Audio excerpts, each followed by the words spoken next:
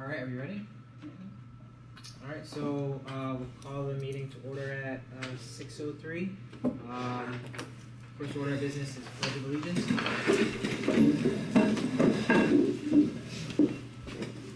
I pledge allegiance to the flag of the United States of America and to the republic for which it stands, one nation, under God, indivisible, with liberty and justice for all.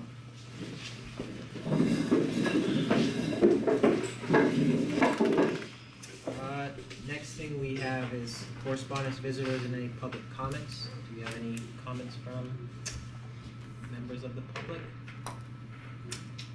I see none. Okay. Next thing will be agenda review. And I don't have any changes to the any agenda. changes?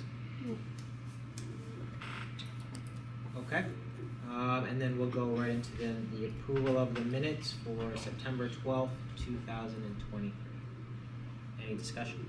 I'll make a motion to approve the minutes for September 12th, 2023. Toby is the first to make the motion. Is there a second? I'll second the motion. Joanne is the second. All in favor of approving the minutes for September 12th? Say aye. Aye. Aye. Any against? Alright, and that passes 6-0. Alright, next is the elementary administrative reports for Franklin, Highgate, and Swanton. Everybody get a chance to read the reports? I was going to open it up to the principals if they had anything they wanted to discuss. Yeah, I'm wondering if we can start with Chris so he can introduce April to Yeah, the group. let's see. That would be great. Hi, everybody. I want to just introduce you to April Still, who is on our meeting tonight. April is a graduate student with the University of Southern Maine, and April and I know each other from Fletcher, the school that I came from. She's a Fletcher resident and a parent of a former Fletcher student, so we've known each other in a past life, and she is a special educator currently working in Essex and working on getting her Ed Leadership degree and principal's license. So she'll be spending about 300 hours with me over the course of the year this year, doing some stuff in the building and some stuff virtually. So I'm really excited to have the opportunity to work with April. Welcome.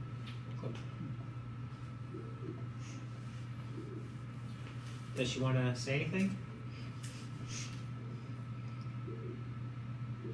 April, do you want to say anything? Sorry. Thank you all very much for letting me participate for the first part of this meeting. I've been able to watch some of the board meetings that you had recorded, and it's just been a nice opportunity to kind of see what happens in the background. Awesome. Thank you. Anybody have any questions for April or Chris? So will you be looking for a job in the next couple of years? I don't know. Well, There's a lot to learn for sure. it always seems that when we think we have a number of candidates, we don't find that true for principals' jobs. So.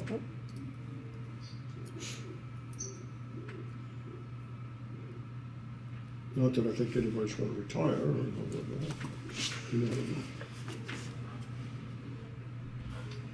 All right, well, thank you, April. We really appreciate it. Look forward to having you on board. Thank you, Chris, for that.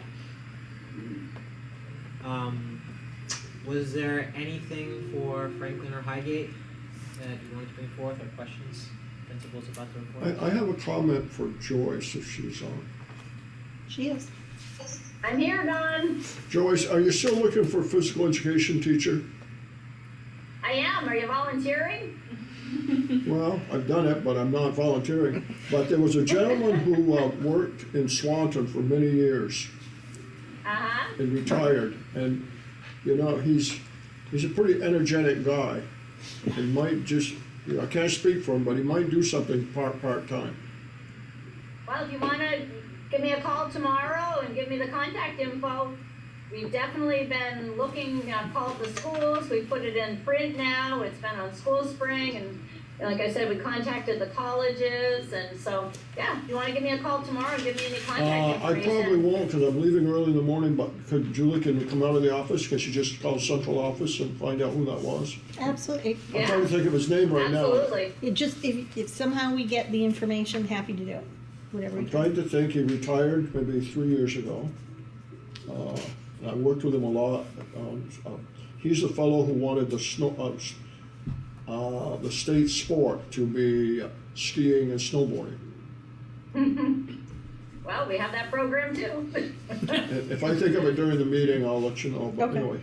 Yeah. But, Thank you, Don, appreciate the lead. Thank you, Don. Anyone else? Yeshua, do you have anything for Highgate? Not to add, no. I did have one question. How's Yeah. the outdoor classroom going? Well, Michelle could actually probably speak about that a little bit. Amazing. The kids love it. They ask to go out there every single day. I brought them out once, and now every day they're like, "Hey, can we go out to that outdoor classroom?"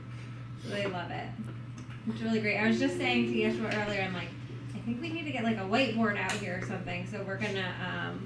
He said we would work on talking to everybody who's used it and figure out what we actually Yeah. need out there to help educate students out there. But it's great.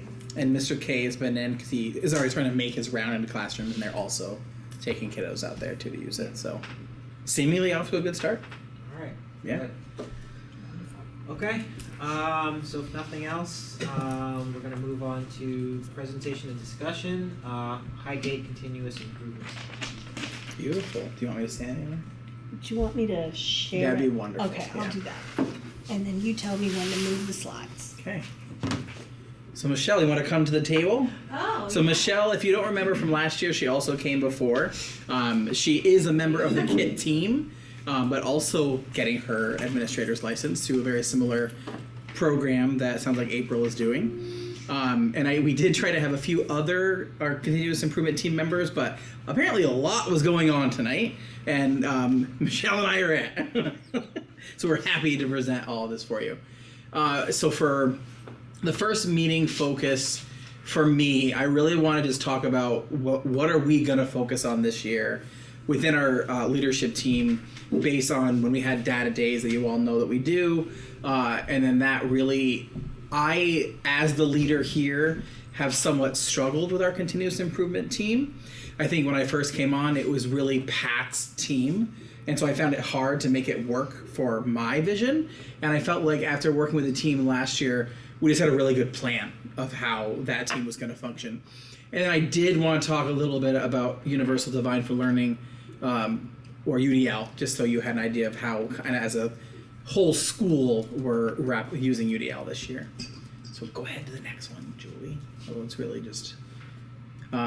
so we call the continuous improvement team KIT. So if I continue to call it KIT, that's what it is.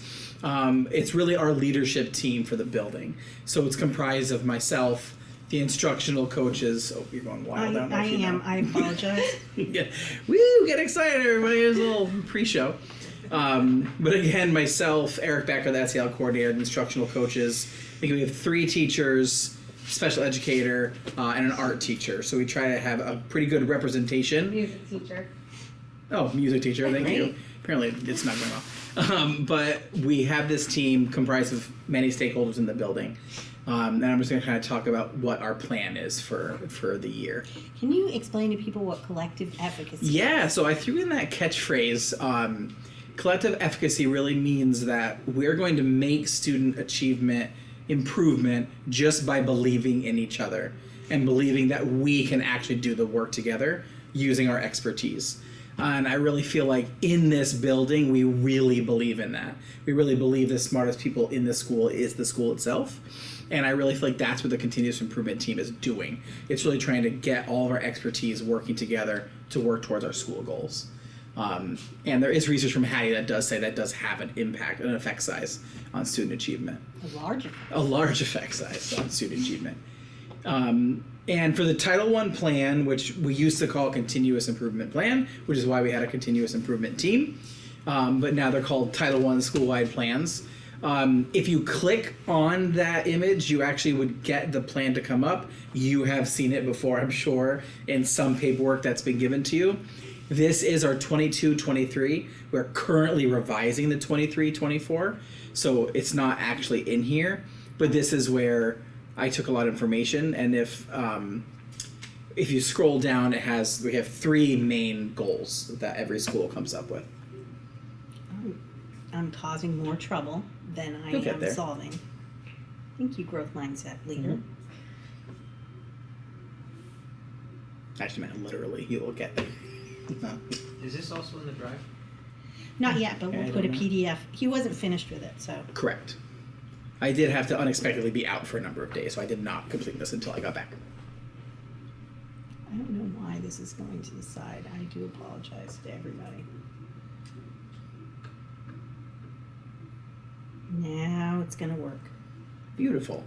And the big things that really want to happen with our continuous improvement plan is that we're living it, we're loving it, we're breathing it. And actually from Miss Hakey, that's something I definitely learned of, like, she really lives and breathes her continuous improvement plan. And I think that makes you think of everything you're doing as trying to meet those goals. And actually sitting with Michelle tonight, we thought of, I had a different picture in here, and then we remembered that this is in the coach's office from this picture. So this is saying our goals is to get to 62% proficiency within reading, 65% proficiency within math. And their room is where all of our PLC meetings are actually held. So it's this nice reminder of this is our goal. So every time we have a meeting, this is what we are working towards as our different teaching teams. So I thought that's actually a great idea. What are you picture. starting from? It depends on the grade level. I'm not going to know the specific number on my head, but I believe it's 57. You're in the 50s. Yeah, we're in the high 50s, but I don't. Okay. Yeah, I don't remember exactly. And for math, it's a very similar place, high 50s to low 60s. And so this was actually from the plan from last year. So you'll see different numbers from last year, but our academic goal for last year was to increase reading proficiency from 48% to 55%. And as you can see from the previous slide, this year's goal is even further than that. And then we were increasing math from 63 to 65% last year. And that's on our STAR 360, which we give to students multiple times a year. And then we also have a safe and healthy school goal. So 100% of MVSD staff will receive professional development in integrating social emotional learning into academics. And this is the last goal, which is around engagement. And this talks about really trying to increase attendance of our students. They do rate those by low, moderate, and high. There are actual numbers that are associated with that. So if a student misses so many days, they're considered low, so many days moderate, so many days a high risk. Forget it being chronically truant. And then I'll kind of talk further around what our strategies are going to look like around attendance.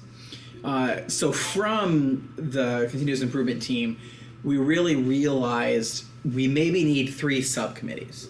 And we're going to take our team and break them up into those 3 goals as committees. And they're going to work on meeting those goals, doing that work, so that once a month they meet as a subcommittee, and then once a month we meet as an entire committee, and we will actually put information out to staff through our staff meeting around what we are doing and what we're implementing to try to reach those goals. Specifically, the 3 committees are trying to look at what are all the strategies that we said we were going to do, and how are we actually doing them, and then how are we collecting feedback on their actually having improvement. Because if they're not, we should be modifying those strategies to get improvement. And so now we're just going to describe the 3 committees to you, who's on it, and how we're going to be kind of tackling those strategies. So the first one is the Academic Growth Committee, from the clever name, Academic Growth Goal. You go to the next one, yeah. So the members of this team are Edna Ayanico, she's our literacy coach, and Kristen Hughes, who is our math coach, and then Brittany Tatro, who is our special educator team leader. And they're really focusing on student achievement, and they're also looking at the portrait of a hawk. So to kind of explain that a little bit, because you're going to see it in actually all the committees, what we're trying to do is, based on the portrait of a graduate, we're trying to say, what does that look like as a hawk? And so if we have all these things we say a graduate should have, what does that look like in the elementary level? And what might that look like? We're really trying to come up with almost descriptors or catchphrases for what children need to be able to do before they leave the building. So do they need to be self-directed learners? Do they need to be independent? Do they need to be collaborative? And then eventually as a staff, we want to be able to present all this and actually say, if they are a self-directed learner, what are all the things we have to teach them to be able to be a self-directed learner? And of course, again, we're trying to use that same name of Portrait of a Hawk. And so this is kind of a long list of the strategies we're going to be doing. And I'm not going to read every single thing to you, but a lot of this is how we're either providing professional development, things we're asking teachers to make sure we're seeing. So if we do come in and we're seeing math menu, we're looking for spiral review, intentional feedback, and when we come in and just check out what's going on in the classrooms. This also does talk about writing strategies we've used, talking about our writing curriculum that we're really trying to focus on. That does also include our math program that we are officially rolling out with all the classrooms this year. That's the next one. I don't know if you want to talk more about that, Michelle. I think you pretty much. Okay. And the big list there you'll see on the bottom is really how a lot of our money is being used to help improve our scores within math and literacy. We do have Sarah Ward coming. She's actually coming the first week of October is the first one for us. She's going to help us focus on level 2 and 3 instruction, because from our data day, our classrooms talked a lot around we have first instruction down. They feel like we understand that, but it's for those students that need a little more support. How do we help the other students become more independent so they can do that work while a teacher or a pair works with small groups to help support them? And Sarah Ward did a lot of great work last year with Franklin, which had really good feedback, and so I wanted to do the same thing. Mm-hmm. We also are going to use Heidi Mosier. She, as you probably know, is our, I don't know the exact term, she's special ed coach and adaptive curriculum coordinator. She's going to help us come in and give us some suggestions of working with our students on ESTs. And those are really trying to help us troubleshoot the kiddos we're struggling to see growth on. And if she can come in and give suggestions of how to improve that. We have Joelle coming, which is absolutely amazing. She's a great resource. She's going to be working in very specific grades to try to help us with, for example, our 5th grade. She's going to be coming in and supporting us as a grade and how they're social emotionally being instructed, and to help them with some skill work around SEL. Can you tell them who Joelle is? Oh, Joelle Van Lent, who's a school psychologist who has worked with the district for a number of years, but she can come in and do consultation, really that you'd like of her to do. And I'm asking her to come in and do some consultation around helping with those social emotional skills, because after doing our universal screener, we need some help with our self-control. Is what we notice as a school. Our students need to work on. No, actually, she is independent. She's independent. Right? Yeah. Yeah. She used to work with NFI many years ago. Okay. Yeah. And I think the rest pretty much are good. And the next, the other committee is attendance, which is the one that I'm going to be on and leading. You can go right to the next one. What we really want to focus on is battling absenteeism. Part of that too is helping to support families when to be in school around sicknesses. There's still definitely some misconceptions around when you're sick, how many days you have to be out, and we're trying to help solidify that with families. And they will also be supporting the Portrait of a Hawk work, and that includes myself, Ali Raye, who is a grade 5 teacher, and Kira Barrett, who's our literacy interventionist for the upper grades. And this is a list of ideas, and we're going to eventually narrow this down because we have a lot of strategies, but we have to decide which are the ones we want to use the biggest bang for our buck. This also is in conjunction with the district, is of course, as you know, also talking about the importance of being in school, that attendance matters. And I do put that in my weekly newsletter around ideas around why attendance matters. The biggest thing we want to start with is teachers were provided a list of students that were considered moderate or high truancy students from last year. So that way, in hopes that if we start seeing those kiddos again, we're noticing we're having a trend in being absent, teachers can already start having those conversations, get meetings started, and we actually already have a couple of meetings where we're going to ask families to come in and talk about how to support them and their child being more present at school. We also have tried to communicate around absent codes to staff and how we use those absent codes to actually track. So I think sometimes for teachers, that's just this thing we don't know about, like what is absent excused, what's absent unexcused, why did we choose that thing? So I kind of helped put information around that.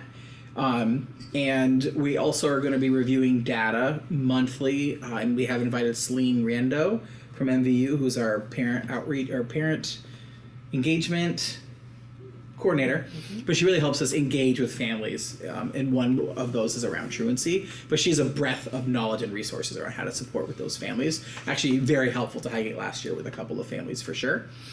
And that will have us tracking data, or tracking those absences, chatting with families, and making plans to help intervene. We also found Attendance Works, which has some incredible resources around how to support focusing on being at school, which I just included some handouts that are for lower elementary and the rest of elementary. And we will have a monthly and weekly information being put out to families around that. You can go to the next one. And here again are some more specific ideas we had around helping to remove barriers from students not being able to come to school. As I kind of mentioned, I want to do this social media push to talk about the importance of attendance. And we're really thinking about the idea of how do we celebrate students that are here, not in a way to say, oh, you're not here, that's not good, but more of we really want you here as part of our learning community. And we have talked about randomizing attendance prizes. So maybe once or twice a week, you just pick 3 kids that were here that day and they get this little small prize just for being here. The other idea that we had come up with was a school-wide bean jar. And the idea is thanks for being here. And the kids would come in, throw their beans in a jar, and if they get a full jar, they get some sort of small celebration as a class. But again, just everyone, if you're here, you throw in a bean. I enjoy that one. I'm not sure everyone's on board with the bean here thing, but I thought it was really clever in isolation. Jelly beans? No, we actually were thinking something that can stay a while. Well, I guess jelly beans will stay a while, but less candy, I guess. Maybe It has to be in accordance with our wellness policy. Correct. Yeah, maybe. And then we also have the Safe and Healthy School Committee. So we are focusing on safety and wellness as well as the social emotional learning. We also are working on our Portrait of a Hawk development. So on this team is myself, Eric Becker, who is our SEL coordinator, and Stephen Angel, who is our music teacher. So what we really want to focus on is we want teachers to be integrating the SEL into their lessons every day, right? Into their math lessons and into their literacy lessons. We don't want them to think of SEL as a separate lesson that they have to do, like another thing. We want it something that they're doing all of the time, every day. And whether that's adding a statement or a reminder about the expectations, like what does it look like or sound like to be a group member before we send them off to be a group. So sometimes they might already be doing that, so we want teachers to recognize when they are doing it, and if they're not doing it, how can we add that in without it making it feel like another thing that teachers have to do. So we want it to make it accessible for everybody, and we really want to know what do people need to begin doing that in their classrooms every day. And then we also want to include families. So we were thinking about including it in the Hawthorne memo, like this is the SEL skill we're working on this month, and this is how you can talk about it with your child at home. So you can go to the next slide. So we're sending out a survey to staff around SEL. We want to know what do they need from us, what do they want. We have a lot of great resources here at MVSD. Are they comfortable using these resources? Do they know how to access these resources in a way to make them meaningful in their classroom? What are they comfortable with, or what does it mean to you? We want, how can we best communicate this to family? Is it something teachers want to put out when they send home their weekly updates, or is it something we want to put out as a school-wide goal? Does that make sense when different classrooms might be focusing on different SEL goals according to their classroom data? Do we want to create a Highgate goal that we're all working towards? And how are we going to define SEL at Highgate? Like I said, we've got all of these amazing resources. How can we really make it specific for Highgate? Yep, and that was a lot about the continuous improvement team. So before moving on to UDL, questions, comments? Your committees, what, mainly 4 or 5 people? Yeah, each subcommittee. Did they volunteer for committees? I mean, maybe you didn't volunteer, but. Actually, I did ask people where they were more connected to, but for the most part, people, did decide which ones they'd be on. So what about the people who aren't on the committee? How will they be involved? As in those members that aren't on the leadership team in general. What I like to think of it as is that whomever is on that team is representing that part of staff. Okay. So for example, Michelle would be representing the younger grade teachers. So my hope would be as things come up, we have discussions, she's chatting with them, getting their ideas and bringing those back as the representative. So like the music teacher would be the arts. Yes, exactly. And we do put it, whenever we meet, we do have what we call the Highgate Hawk Reel, which gives kind of a summary of what we talk about. That way they also could then talk to the right members if they had any questions or concerns.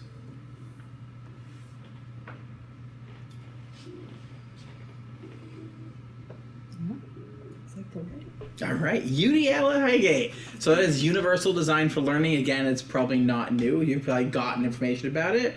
And what I want to do, this is going to be very quick. I just wanted to explain to you what we're doing at Highgate around UDL. Because last year, with the work of Heidi Mosier, myself, and Michelle, we actually introduced UDL, and this year we're trying to implement UDL. So just quickly at a glance, these are the 3 principles of UDL. Engagement, representation, action, and expression. And you can go ahead right to the next one. We are specifically going to be focused on the engagement principle. There is a lot to UDL, and I do feel like as a school we have to do it very slowly, really dive into each principle. I imagine even each principle might be a multi-year professional development plan for the school. But with staff's feedback, we are focusing on the engagement section, and it's broken down into 3 different sections: recruiting interest, sustaining effort and persistence, and self-regulation. If you also, I believe on that picture, it's this picture or the next one, you can click on it, and it will actually bring you to the website that has more resources if you kind of want to dive into that more. But how we do this as a staff is that every year I have a professional goal template that is sent out to staff. I kind of ask them a couple of reflection questions, and then they look at that section of UDL, they read through the resource and decide what their professional goal will be. And then as a staff, every month I will do PD around UDL, and at the end of it, the part of it is to ask them to reflect on where they are in their UDL journey. And so they can just talk about what they're doing in the classroom to help meet their UDL goal around engagement. And if you go to which I think might be one of the last ones, what I'm hoping for this year is an action research style PD around UDL. And so what I'm going to have folks do is when they send me all their goals, I'll actually put them into small groups according to those goals. And every staff meeting, after I give a little PD around something in regards to engagement, they will then go sit in those small groups. They'll talk about what they're doing. They'll share resources and hopefully get this nice small group of people outside of their teams that they're talking about what they're working on within their classroom. Because certainly feedback we got last year was there was no time to just talk about UDL. And so I'm hoping, and Michelle, Heidi, and I will each run one of those small groups. But again, mostly it's conversational for them, so they can talk about what they're doing in their classrooms. I think that's it. It is. Yes. And I think it's very cool. I hope you do too. So you came here 3 years ago? This is my 4th year. 4th year? Yeah. And there were things in place that weren't particularly working well? Interesting question. I wouldn't say, well, blanket statement, yes. But in regards to the continuous improvement team, it just didn't feel like it was mine. It was designed by somebody else. And so it was hard for me to just take it and roll with it in the way it was working. I think I didn't think the same way as the team did at the time. But I don't know if they did professional development like that. Michelle? Like UDL? Yeah, like I described UDL. No, our professional development was very different before this. Yeah, I'm sure. But No, but what I'm looking, as I hear you talk, I feel you've taken ownership of this, no, thank you. which to me is important as Yeah. a former administrator. Yeah. Doesn't mean you have to do it all. In fact, Right. you shouldn't do it all. Right. but, Nope, you should but not. This is important, and that's good. And I don't have enough inside information, but I know sometimes that these great ideas lack leadership. Mm-hmm. And so I think that what I'm hearing is that you own this, and Yeah. therefore Yep. it's gonna work.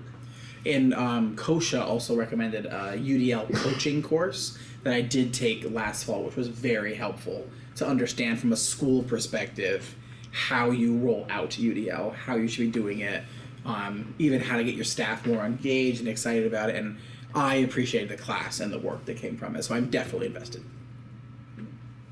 And with the continuous improvement team, not just UDL. It really supports the good first instruction, so Yes. that more kids Yeah. have access to that good first instruction, just through thinking about the design of the learning opportunities. Yep. And are all the staff like receptive and happy with it? They like it? We got pretty good feedback last year, actually. People said they liked it. They did wish it was, as I said, more conversational and more examples of what it looks like in practice. Mm-hmm. And even actually when Michelle and I were thinking about tonight designing the next PD, there's not a lot of great just videos to watch someone teaching and how it's based on engagement principles. And we really landed on, we probably need to ask a teacher, can we come in? Can we film? And can we actually say, this is what I noticed they were doing with UDL? And then hopefully over time, right, I'm asking a teacher and then they're all of a sudden presenting to the staff around what they're doing. So that way people can see it's happening and you might already be doing some of it, but sometimes the worst phrase is they walk in the room and say, oh, I already do this. And of course in my head I go, no you don't, not all of it. You definitely don't do all of it. But they do of course do elements of it, but I think we landed, I want to get to a place where teachers are more coming and taking ownership and showing what they're doing and just celebrating that.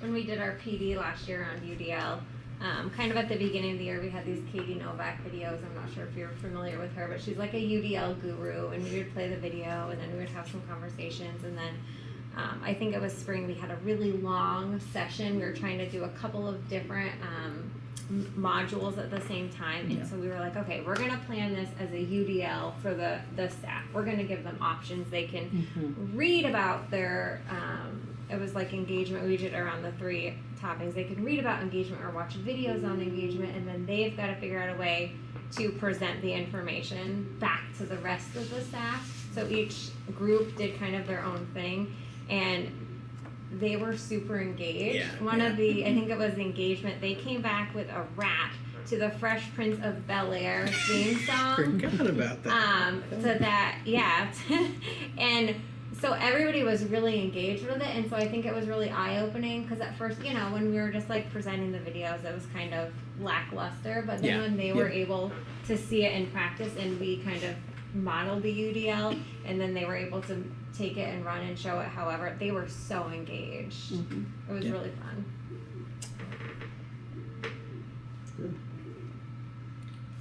I appreciate how you have used this as with the extra Wednesdays that you have, that, you know, you've tried to create professional learning, but give them time to do that learning together, not just you talking about it. And I think that feedback from teachers really helped. Yep, absolutely. Yeah, and I think what we really try to focus on here is teachers really don't have time outside of these PD sessions. And so I really try to really say to folks, if you're going to be presenting and you have an hour, 20 minutes of presenting and 40 minutes of doing. Otherwise, they learn from you, and then they put those notes in a pile they have in their table, and they go off and teach, and they never come back to it. It's just part of the profession. So I think we have to be more meaningful with the time we're actually providing PD. Plus, you teach all day, and you don't want to then sit for an hour and hear me talk about my Bitmojis. You would never do that to the kids. Right, exactly. Never do that to the students. Yeah. Okay. Any other questions for Ishma and the team? Will we hear how it's gone at some point later in the year? I'd be happy to do that. Yeah. I'd be interested to hear how, like, at the end of the year, how it went. Yeah. And the one thing I saw, so you're only doing once per year on, what was that slide with the braids? Yeah, it's the 3 principles. So that's just once for the whole year. The It, engagement. yeah, it may also be multi-year. We'll see how it all plays out, because the photo is very nice and small and shows everything, and then when you click on it, it goes to pages of how you actually can do it and resources that are involved. I look forward to hearing how that went. Absolutely. Sounds great.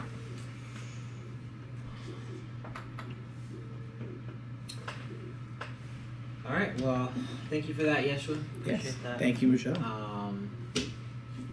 Before we leave that, I think it would be interesting, whenever you report next, 3, 6 months, whatever, maybe to get student reaction, particularly students.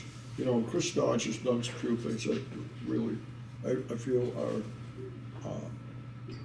important in empowering students. Mhm. And I'm sure you do too, and Joyce does, but it'd be interesting if students are noticing a difference in Yeah. how they interact with their teachers. And I don't know how you get that Yeah, information. we can think on it. Yes, we haven't had students here in a while, so that'd be nice. Correct. Yeah. Yeah.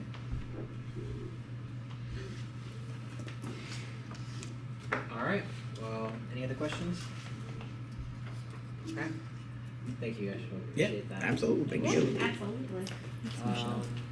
All right, so next we have the April 8th eclipse update. Julia, you're doing that? Yes, I just wanted to give the board a heads up. I don't know if you're aware, but Vermont and particularly St. Albans and Swanton are going to be in the center of a total eclipse on April 8th. And we have been contacted in this region by astronomy organizations and businesses, departments of transportation, to let us know that we need to be prepared, because when there are eclipses, there are a lot of things that happen to traffic, and also a lot of people come here. So you cannot rent a hotel room in this area for those either day outside of the eclipse for less than a lot of money. And people are already talking about using school district properties. They haven't approached us yet, but you know, they want to come up and have places to view. It's really a prime spot. But particularly, we're concerned about children because the timing of the eclipse is right in the middle of when kids would be on buses. And that's a very dangerous time because it will go total blackness around 3:30 in the afternoon. So we are going to, and the whole Northwest, the whole Champlain Valley region is going to have either a half day or an early dismissal, depending on their bus route situation. I've worked with the bus companies. I haven't talked with M&C because it's smaller distance there, but we're making sure that we have enough time for kids to be dismissed and then buses to get back to where they need to be. You want to have cars off the road between, say, 2:30 and to 4:30. Things can come to a standstill because it just turns pitch black in the middle of the afternoon. So we will do a lot to promote that when we get closer. We'll be doing a lot of communications. Our decision has been that we will change April 8th to a half day. That will give us enough time to get our longest bus routes back. Kids going out to Alberg, etc. We can get them there safely and back, and nobody will be on the road. We will serve lunch. We will serve lunch. It counts as a school day. Yeah, absolutely. But I just wanted to let you know that we have a plan, because it's one of those things that, you know, as you are out and about, all of a sudden it'll be on the news or you'll hear about it and people will ask, well, gee, does the school have a plan for it? So we do. We're starting to plan. I believe the science department bought glasses, special glasses for kids. Are they coming to the elementary schools? I don't know actually. But they won't be here for that. And I had to laugh because my recollection of being a child with a total eclipse, in a land far away, was the teacher just said, "We're not going on the playground," and they pulled down the shades, and that was it. And I just wanted to get outside and look at the eclipse. But this, we can't.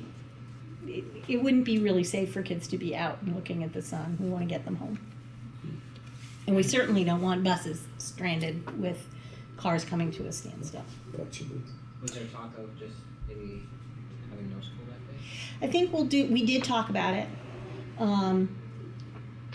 We to make know up that for we will have snow days, so we worry about getting up against it if, at this point in time, it looks like everyone in the region is gonna have a half day. To get that day of school in and Well, have kids go home.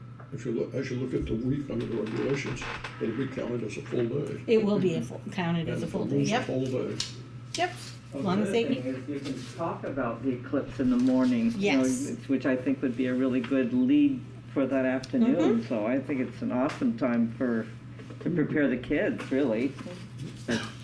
absolutely, and if we have glasses to give to them, we'll give them then, and we can tell them how to give information to families about how to look at, because, well, frankly, a lot of businesses are talking about what they're going to do. It's not just schools. So that's really it. I spent some time viewing some very dry Department of Transportation webinars about it, but I think Yeah. that at this point that's the right thing for us to they'll do. put you to sleep. Don't put it on. Okay. Any questions or discussion about it? Okay, thank you, Julie. Next item is the resignation accepted. Yes, we had an educator who had to resign. She, for family emergency, is leaving and going back home out of state. It is a wrench because it's one of those positions that's basically impossible to fill. It's a speech language pathology position. We are already short in that department. We are using an online program with they're not virtual people, they're real licensed speech language pathologists serving children, but it's not our preferred method. We obviously prefer to have a professional in front of kids instead of virtually, but we are working around that. And I have to say that the speech language pathologists that we have are all pitching in and increasing the number of kids they serve. We've got preschool folks serving kids in elementary grades. So it's really, I applaud their commitment to the kids, and the administrative team is doing everything they can. But yeah, we do want to have a motion to accept her Does this resignation. impact more than one school? It does. It affects Swanton and Franklin. Well, it affects all the schools because they're all pitching in, right? And your recommendation is that we accept the resignation? She's gone home. Yeah, it's pro forma, but I think it's important to have a motion. I make that motion, we accept the resignation as recommended by superintendent. Is there a second? One second. Devin is a second. All in favor of accepting the motion? Say aye. Aye. Any nays? No. Motion carries 6-0. And I Thank you. appreciated Julie's comment because history tells me that if you don't accept the resignation, some things can go awry, so. Yes, it's just a nice way to formally acknowledge that and accept it. Well, thank you for that, Julie. Next item is the VSBIT and BEHI proxy or certifications of authority. Is that from you, Julie? Yes, it is. So every year, we have our Vermont School Board Insurance Trust annual meeting, and the Vermont Education, I forget what the HI stands for, Health Initiative.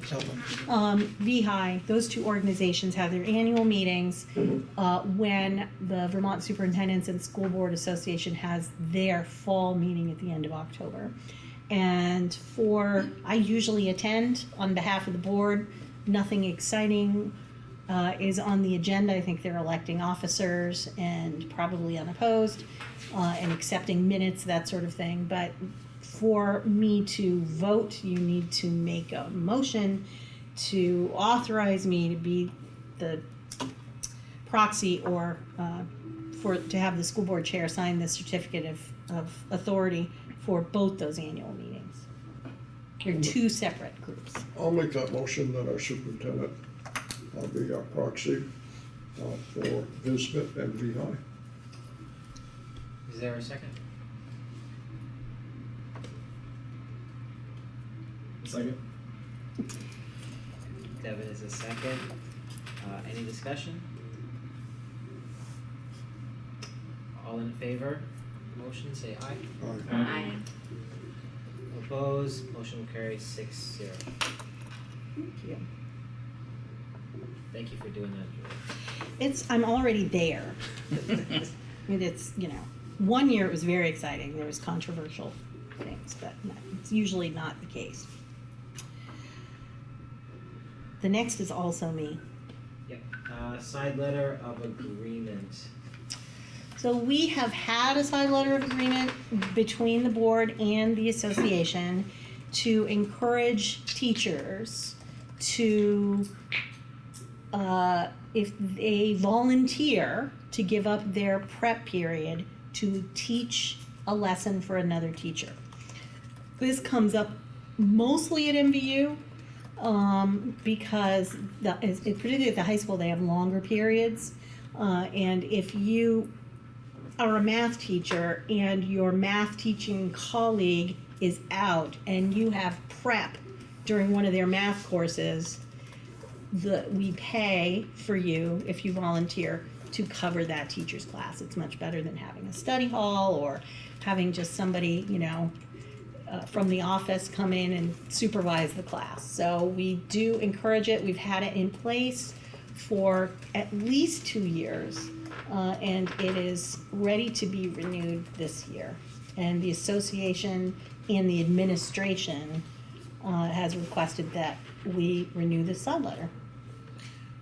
So when you say an agreement, the agreement is that they're entitled to or not entitled to? They're volunteered. So if Yeshua has a period that's open and he has no sub for that teacher, but another classroom teacher says, well, I can teach first grade during my prep, they get $45 for that.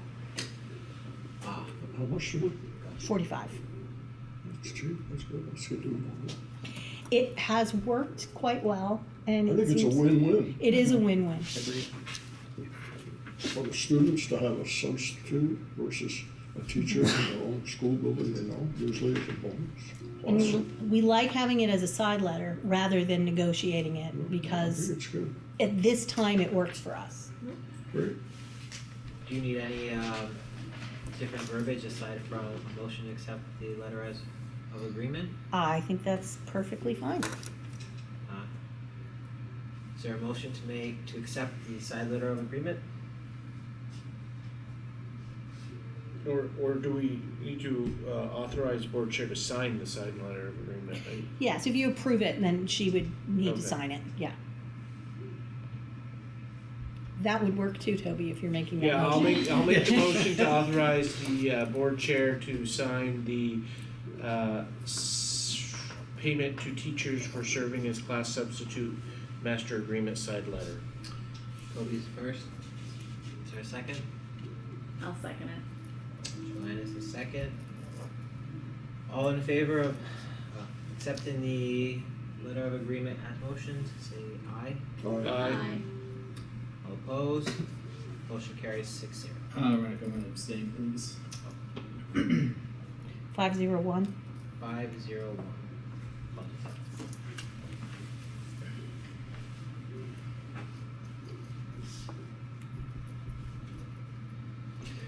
Okay.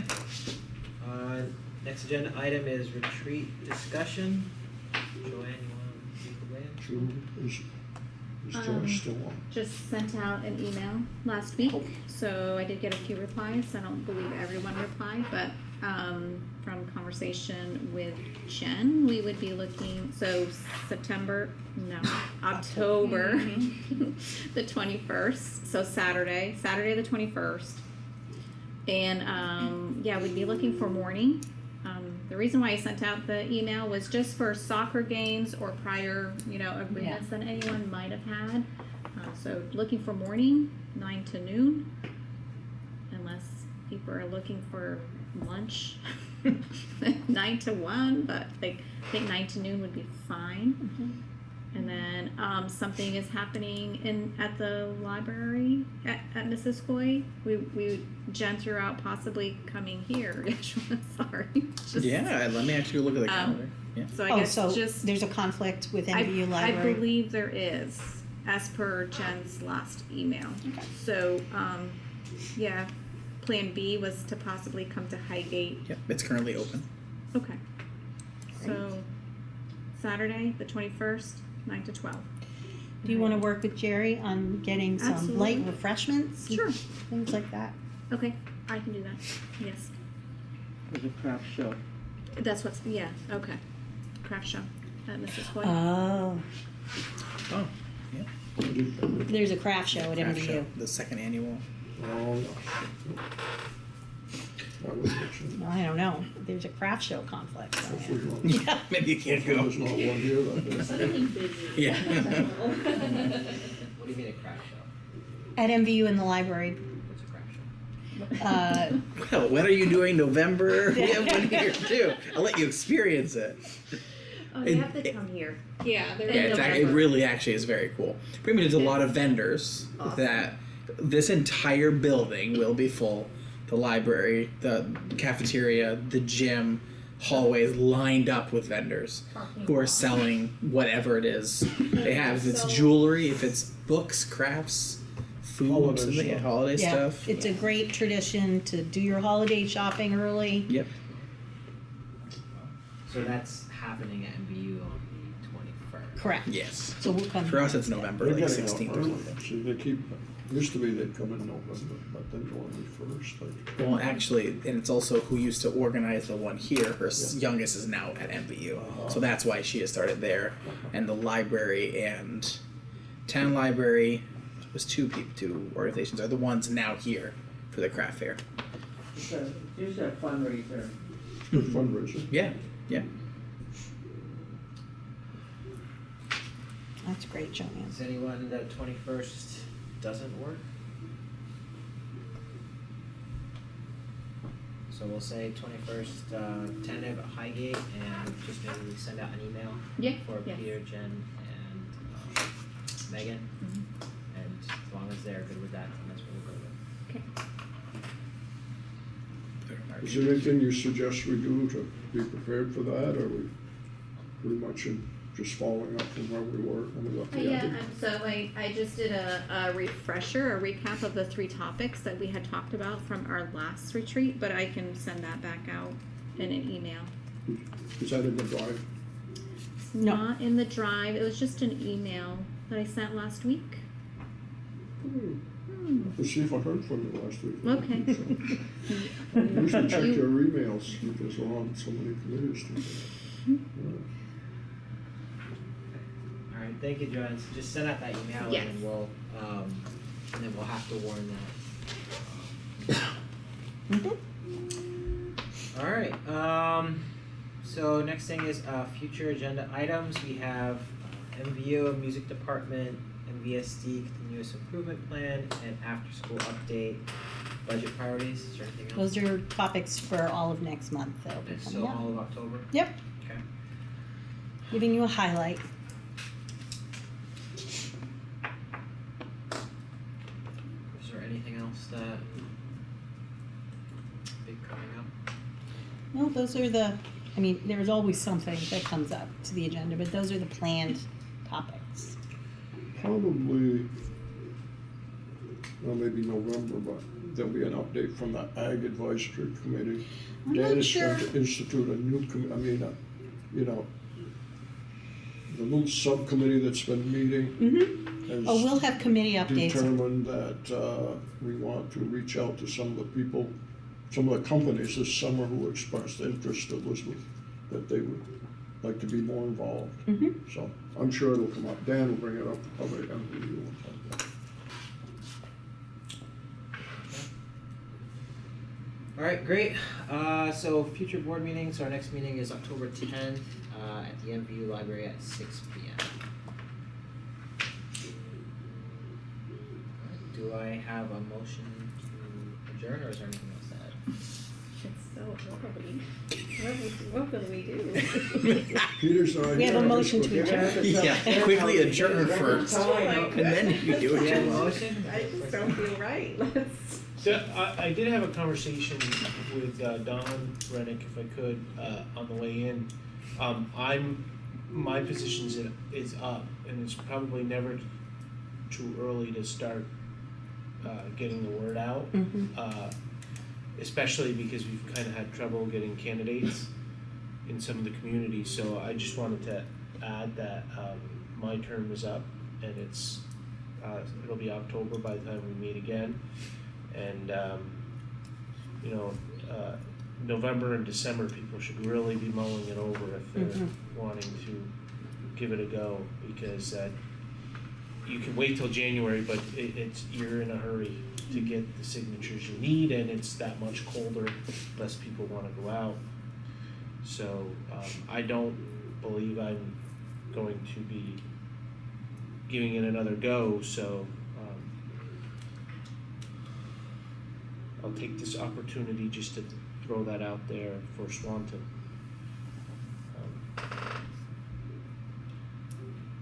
I know who I'd like to see, not as far as a person, but I do think it would be great if Swanton could have an elementary parent. That's just my ideal, but that's all I'll say about that. It's up to the public to decide. You have somebody just at the high school now. I do. She's a junior, right? And then Megan's just starting with her children at MVU, and you're kind of all of it. I just think it's great for the board if we have representation from the different components I'm of more our community. preschool than Yeah. So I do think it would be ideal if we had that's when I started elementary school. I think Chris has a big open house coming up soon. Yes, this week, Well, that'd be Thursday. Yeah. That'd be a great time to get the word out. Yeah. Are you the only one who's? No, there should be one at probably every community, or someone who was appointed, right? 'Cause they'll have to decide again. I have a list. They're running. I keep track. So are you up, Devin? I'm up this next time around. I think it's Jen and Heidi. I think it is, Yeah. And because then- will be next year. Yeah, so your seat is, you have to rerun for your seat, it'll be with Jen, and then Deb. Is there anyone else planning on running? Different time? Well, I guess we have time that. Yeah. if anyone I wants to did like the speak, open so- house suggestion. Maybe That was we a good can idea, yeah. make a quick poster or something, put it up there, put it out there. I plan on contacting the PTO during budget time. So that might be a group to pitch as well. Okay, well, we can, also, we have I guess we can talk about that some more. If you do, tell them to watch the video of this meeting that lasted about an hour. I know. We like, Well, it's 7:02. If you get that Yeah. motion, it'll be less than an hour and you win a prize. well, No, I'm not we're trying. like that. Way too fast. Cookies for everyone. Do we have anything else? Just as a side, I might be leaving for an extended time period, so I don't know, my availability outside of remote is gonna be questionable for the next couple months. I guess while I was trying this, I did have one inquiry. Do we know when the next discussion about transporting the buses? We are going to discuss that. We had a couple of different kinds of questions about transportation, so I think it'll be a topic for several meetings. Because if we're thinking about how we transport kids, that's one thing, and we also had questions about what is the process when kids have difficulty on the bus. I think that's a different conversation. So we have that, but something we have to organize with administration Do we, Plan is that, I'm glad you brought that up. I mean, we can't, it's not an agenda item or anything, but I did see some of the carriers advertising, so I think there's a driver shortage. and there is a I driver. think- And are we, where are we in that contract? Is it up? No, it is not up. 3 years. It was a Oh, 3-year. we're good for Yeah. 3, okay. Yeah. But it was a substantial hike. Yes, and it was. it's probably gonna only get worse. So it's a significant growing Yes, part of Yes. a budget. And it is one of those things, you know, when it came up before, and again, not to belabor it because it's not on the agenda, Yeah. but we want it on a future agenda, is, you know, what kind of, would the board be interested in paying for, an analysis, it's not the word I was looking for, but an analysis or a study of our transportation systems and the routes and what would be the most efficient. I know we did that in my previous district, which is physically very different, but it helped that community figure out the most efficient way to transport kids. They were able to do some things that they weren't able to do before because of some savings. So, you know, it's really not about savings, it's about efficiency and meeting the needs of the kids in the community. It also affects a lot of programs. I know this come up in our finance discussions a little bit, like it just budgeting for what we can and trying to project forward. So I think it's, in and of itself, there could almost be maybe several different topics on it. Yeah. Whether it's, you know, cost, conditions, you know, future prospects with it. I think that a lot of community members would also appreciate having that discussion, so they can kind of stay informed. Absolutely. Is there any value in having a committee dealing with that issue? You know, we do a lot with curriculum and we have facilities, whatever. This is gonna be a big topic. I mean, I'm not saying we should, but I think we should consider, you know, maybe 3 people can spend more time doing in-depth before it gets to 9 people. But anyway, whatever comes out of it, it's not going away. I just read a school here in Vermont that starts 7:15 for middle school kids. Yeah, I know Essex, for example, changed their entire elementary and high school schedule. And when Essex changes their high school schedule to later, then that affects, all of a sudden you see the dominoes fall around them. Because they, last year, had days that nobody in this neighborhood got picked up by a school bus. You know, Wednesday was not your day, you have to figure it out yourself, because they just didn't have, they own their own buses, which is a very different set of circumstances. But, and I don't see us getting into the own our own business, bus business, in our community, but it's a tricky situation, absolutely. The parade was great. Spirit Week parade at the high school It puts was. on in middle school. I thought it was one of the better parades. Were you there, Don, this year? The parade, the Spirit Week parade that went through Swanton this No, year? It was, I saw you there last year. Yeah, I thought it was really good this year. So kudos to the Spirit Week, crew. I was out of town, but yeah, it has been good. Oh, it's great. Yeah. I love it because I saw the tail end of it, but it's on, they all gathered on the other side of my house. Yeah. So I couldn't miss it if I tried. And it's just great. The kids are so excited. It's almost always a gorgeous day because just that late September, mid-September, it's perfect. As long as we're talking about miscellaneous topics, I drove by the school here today and I thought, would it be nice if on that board it said there'll be an MVSD school board meeting tonight here? I don't know if that's appropriate use of it or not, but. It has been up there in the past. It wasn't today. Was it today? Well, they have a lot of messages. We've explained to them there's like 2 seconds that you have to actually read that whole thing. If it was Sometimes- there, I didn't wait long enough, but I don't think it was there. A lot of sports stuff going on today. Mm-hmm. All right, great. Well, thank you. Do I have a motion to adjourn? Peter's job. I'll make a motion to adjourn. All right, Joanne. Joanne is first. Have a second. I will second it. Toby's a second. All in favor? I would ask that the chair send Peter Magnan an email telling him we got done at 7 o'clock. 7:09. I will do that. 7:09, 7:09. We'd appreciate it if he wouldn't come to any more meetings. Well, he wasn't here to adjourn, so.